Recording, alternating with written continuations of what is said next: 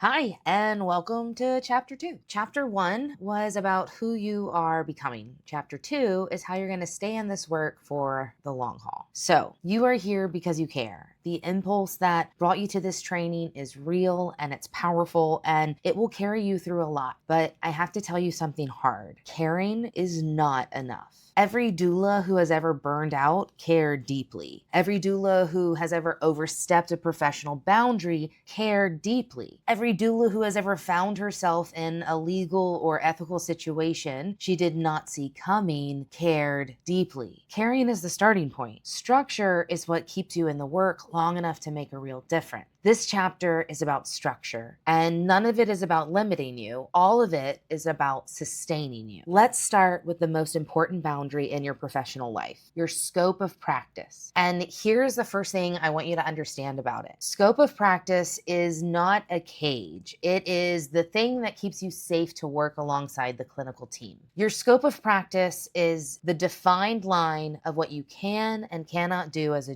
within your scope is continuous physical, emotional, and informational support. So comfort measures, position changing, helping a client formulate a question with her provider, connecting her to resources, things that are outside of your scope, clinical assessment of any kind, such as diagnosing. You can't give medical advice. You don't want to recommend specific providers or give advice on medications. Any task that requires a clinical license that you do not hold. Working outside of your scope does not make you a more helpful doula. It makes you a liability to your client, to yourself, and to the profession. The doula who thrive in this work are not the ones who do everything. They are the ones who do the part of the work extraordinarily well and who trust the other professionals in the room to do their jobs extraordinarily well too. Now, I'm going to give you a specific moment that will happen in your first month of practice, maybe your first week. A client is going to be trusting you completely, facing a decision she's not sure how to make, is going to look at you and ask, what would you do? What would you do? It'll feel like a reasonable question. She trusts you. She values your perspective. Every instinct you have as a caring human being will want to answer her. Don't answer her, at least not in the way that you think.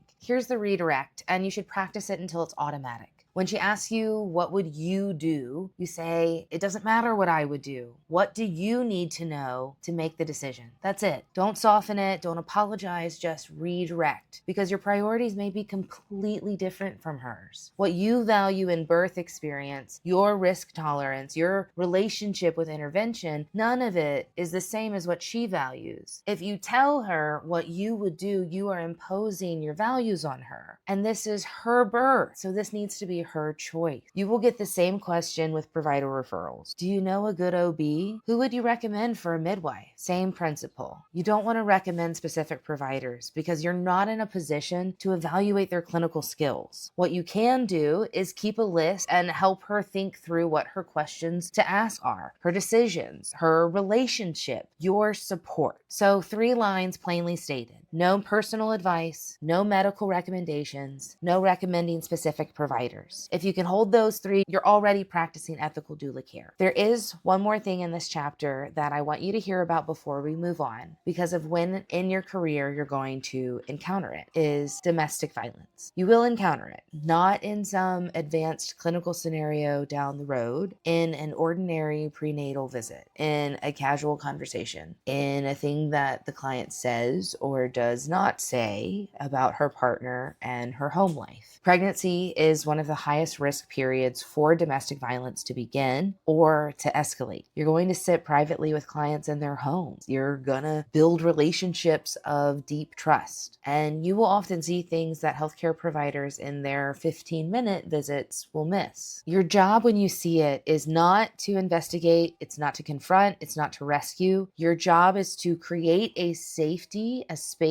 where you can provide information and connect her to resources. There is a full protocol in this chapter. Read that section carefully. The National Domestic Violence Hotline is 1-800-799-7233. You should put that in your phone before you take your first client. Okay, 2 more pieces and then I will let you go to the textbook. The first one, at Mary's Hands Network, we have something called the 12-hour rule. No doula supports a client for more than 12 consecutive hours without a break or relief. And that's not a guideline, that is a policy, because the research here is unambiguous. After 12 hours of continuous work, your cognitive performance starts to decline, emotional regulation suffers, and your ability to recognize danger signs deteriorate. A fatigue doula is not a fully present doula. So, 8 hours in, give your backup a heads up. You also want to start a real conversation with your client about whether you should take a short break and come back, or whether you need to get your backup prepared and ready to go.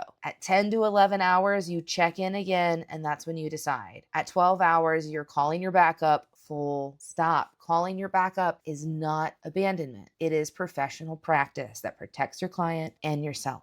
And good communication with your doula team is part of the job. It's not an extra. They are not just there for emergencies. They are a part of how you take care of your client all the way through. This means that before you take your first client, you need a backup. Maybe 1, 2, even 3 doulas that you trust, whose philosophies align with yours and who will show up when life happens, when there are sick days, when you have 2 clients in labor at once, or you get a flat tire on the way to the birth. The job is figuring out your backup network is not something that you do later. It's something that you do before you take your first client. The last piece of advice is about burnout. Compassion fatigue is real. Burnout in the doula community is super common, and neither of those really announce themselves super clearly before they arrive. Stress and burnout are different. Stress is that temporary tension from a specific situation, and that's normal. I mean, that can even be motivating, but burnout is different. Burnout is chronic. It's unrelenting exhaustion that